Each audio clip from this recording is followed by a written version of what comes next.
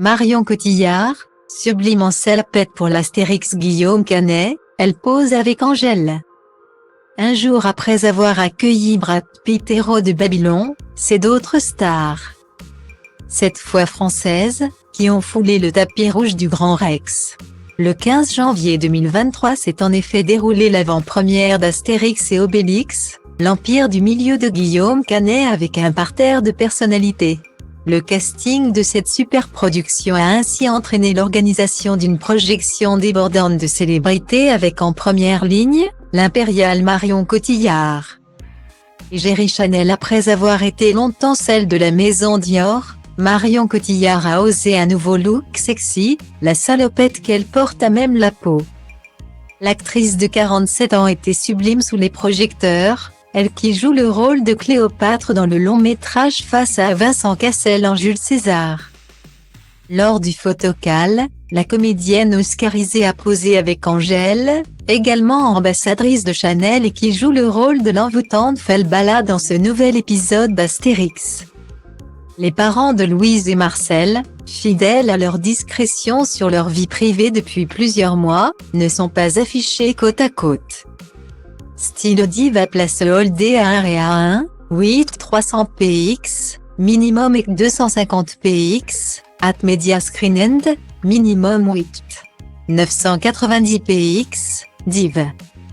A place Holdé à 1 et à 1, 8 620 px, minimum et 350 px, style. Le metteur en scène mais également gaulois Guillaume Canet avait fort à faire durant cette séance photo. Si on le voit avec son complice de toujours Gilles Lelouch qui succède à Gérard Depardieu dans le rôle d'Obélix. L'acteur-réalisateur a également pris la pose avec Sylvie Uderzo et Anne Goscinny, fidèles et loyales héritières de ce monument de la bande dessinée. La distribution de cet Astérix compte sur les talents du footballeur Zlatan Ibrahimovic, mais également de ceux de Raphaël Pain, Jonathan Cohen, Julie Chen, Vincent Dezania, Benjamin, Léana Chea, José Garcia, Ranzy Bedia et Lindan Pham. Plus souriant que jamais. Issa Doumbia était également de la fête, lui qui tient le rôle du pirate Baba et ne cesse d'impressionner avec sa transformation physique. Nous sommes en 50 avant J.C. l'impératrice de Chine est emprisonnée suite à un coup d'état fomenté par Deng Xiaoping, un prince félon, aidé par Drindomaï, le marchand phénicien, et par sa fidèle guerrière Théatéan.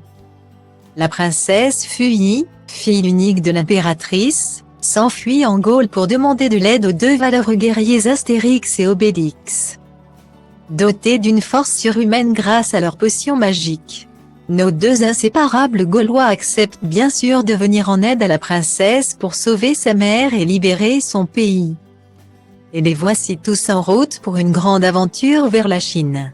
Mais César et sa puissante armée, toujours en soif de conquête, ont eux aussi pris la direction de l'Empire du Milieu. Astérix et Obélix, l'Empire du Milieu, en salle dès le 1er février 2023.